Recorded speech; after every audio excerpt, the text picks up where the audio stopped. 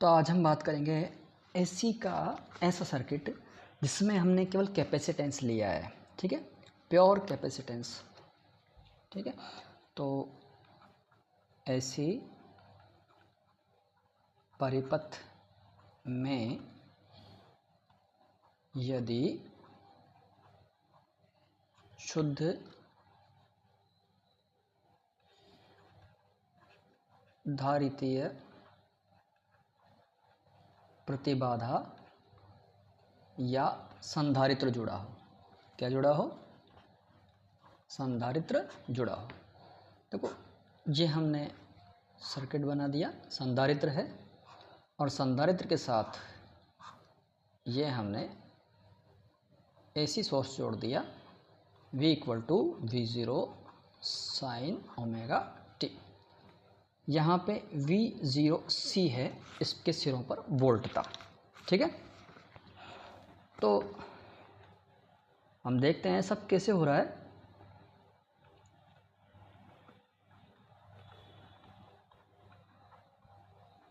चित्रानुसार माना कोई संधारित्र एक एसी वोल्टता स्रोत V = V0 sine omega T से श्रेणी क्रम में जुड़ा है। देख रहे हैं हम, श्रेणी क्रम में जुड़ा हुआ है। ठीक है, जुड़ा हुआ है।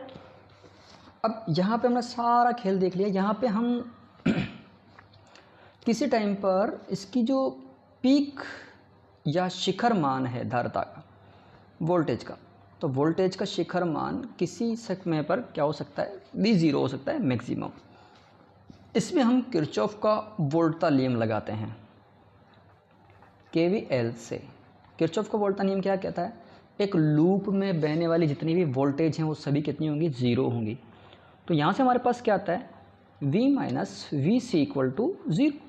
ठीक है, तो VC = कितना आ गया? VC = V आ गया। और V किसके बराबर है? देखो, V0 sine omega T. V0 sine omega T, ये हमारे पास इक्वेशन आ गई। अब यहाँ से हमें देखते हैं VC फॉर कैपेसिटेंस। कैपेसिटेंस क्या, या कैपेसिटर या संधारित्र की बात करें, संधारित्र के लिए हमारे पास एक चीज़ होती है क्या? इसकी जो वोल्टता होगी VC क्या होगी? आवेश बटा धारिता। ठीक है, क्या होगी? आवेश बटा धारिता। नेक्स्ट पेज पे हम आ जाते हैं। इसमें बहने वाला जो करंट होगा, करंट क्या होता है? आवेश प्रवाह की दर dQ/dt। तो उस इक्वेशन से हम चलें तो CdV/dt। ठीक है, CdV/dt, तो यहाँ से C अलग आ गया और d/dt, और V की वैल्यू क्या है? V0 sine omega T. Differentiate करना है, सीधी सीधी बात है। I = C और C के साथ ओमेगा डिफ्रेंशिएट करेंगे तो ये वाले टर्म, इसको डिफ्रेंशिएट करेंगे तो इसके साथ वाले जो कोएफिशिएंट है वो आगे आ जाता है, C ओमेगा, और क्या आ गया? V0 एज इट इज, और साइन ओमेगा टी अब कहीं में चेंज हो जाएगा? कॉस ओमेगा टी में। ठीक है, अब यहाँ से हम देखते हैं कि कॉस ओमेगा टी जो होता है वो होता है sign omega t plus π/2k। ठीक है, कहीं क्या होता है? Plus π/2k। या यूँ बोले तो sine theta plus 90 degree. Theta की जगह ओमेगा टी है, तो यहाँ पे क्या हो जाएगा? C omega V0 sine omega t plus π/2। ठीक, यहाँ पे ये इसकी पीक वैल्यू है वोल्टेज की। यदि अगर हम इसको सारे को मिलाएं, I0 करें, तो I = कितना हो गया? I0 sine omega t plus π/2, where I0 की वैल्यू कितनी है? I0 की वैल्यू है सी ओमेगा V0। ठीक है, क्या वैल्यू है? सी ओमेगा V0। तो इजीली हम यहाँ से देख पा रहे हैं कि I equal to I0 sine omega t plus π/2। इसका मतलब जो करंट होगा I इस सर्किट में, कौन सी सर्किट में? इस सर्किट में जो करंट होगा I0 वो वोल्टेज से कितना आगे होगा? π/2 आगे होगा। ठीक है, कितना आगे होगा? π/2। नेक्स्ट पे हम चलते हैं। तो यहाँ से हमें इसकी ग्राफ जो बनेगा, ग्राफ कुछ इस टाइप का बनेगा। ये हमारा टाइम ग्राफ है, यहाँ हमारी वोल्टता और धारा आने वाली है। ठीक है, अब देखो मैं एक वाइट पेन से बनाऊंगा, एक रेड पेन से बनाता हूँ। ये हमारे पास साइनोसॉइडल या ज्यावक्रीय ग्राफ बनेगा कहीं का। ये ग्राफ है हमारा V0 का ग्राफ। कहीं का ग्राफ है? V0 का। हम पेन चेंज करते हैं इसके लिए। देखो हम पेन लेते हैं, ब्लैक ले लेते हैं। ठीक है, अब यहाँ से ये कितना है? ये है π/2 आगे। π/2 आगे मतलब जहाँ ये मैक्सिमम होगा वहाँ वो मिनिमम होगा, और जहाँ ये मिनिमम होगा वहाँ ये मैक्सिमम होगा। यानी यहाँ पे आ गया, ये मिनिमम हो गया, मिनिमम के बाद में ये मैक्सिमम हो गया, मैक्सिमम के बाद में ये मैक्सिमम है तो यहाँ ये मिनिमम हो गया, फिर यहाँ पे ये मिनिमम है तो यहाँ पे आगे बढ़ के क्या हो गया? मैक्सिमम हो गया। ये जो ग्राफ मिल रहा है हमें, ये मिल रहा है I0 का। ठीक है, यहाँ पे मिडिल में ये पॉइंट है कितना? T/4। ये पॉइंट जो है इसको हम बोलेंगे T/2।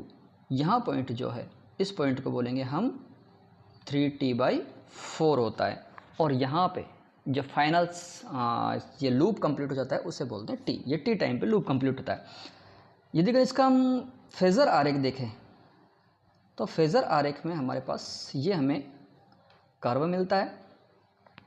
इस कर्व में देखो इसका जो रिप्रेजेंटेटिव है, ये रिप्रेजेंटेटिव है हमारे पास V0C। ये x एक्सिस है, ये y एक्सिस है।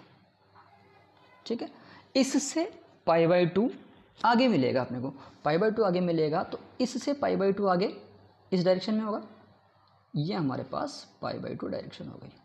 यहाँ पे क्या होगा? ये हमें मिलेगा I0 के। ठीक है, I0 मिलेगा।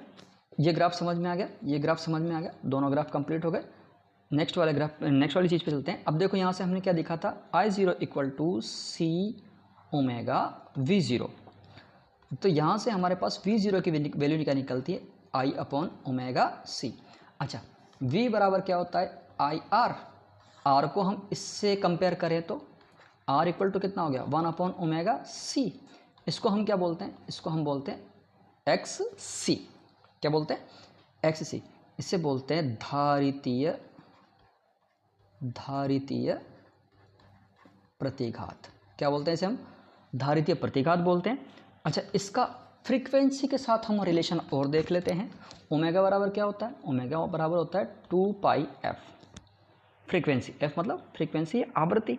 ठीक है, तो यहाँ से XC इक्वल टू कितना हो गया? 1/2πfc। यदि अगर हम XC में और F में ग्राफ बनाएं तो XC प्रोपोर्शनल टू 1/f। तो हमें ग्राफ कैसा मिलेगा? हमें ग्राफ ऐसा मिलेगा। कैसे?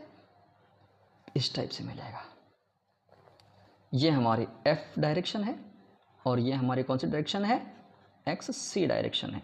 ये हमारा मूल पॉइंट है। ठीक है, इसी के साथ हमारा यदि अगर हमारे कोई सर्किट में कैपेसिटेंस जुड़ा हुआ हो तो उसका कंप्लीट थ्योरम्स वगैरह कंप्लीट हो गए, तो कंप्लीट डेरिवेशन कंप्लीट हो गया।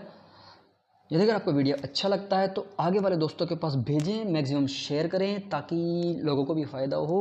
क्लास के जो स्टूडेंट हैं, बहुत से लोग परेशान हो रहे हैं, उनके लिए मैं स्पेशली ये वीडियो बना रहा हूँ आप लोगों के लिए। तो इसको आगे से आगे भेजें। लाइक सब्सक्राइब करना वो अलग बात है, पसंद आता हो तो लाइक सब्सक्राइब आप करेंगे, मुझे विश्वास है पूरा। ठीक है, तो इसी के साथ हम ख़त्म करते हैं। नेक्स्ट वीडियो में आपको जो इंडक्टेंस है, प्रेरकत्व है, उसके बारे में जानकारी देंगे। तब तक के लिए बाय बाय।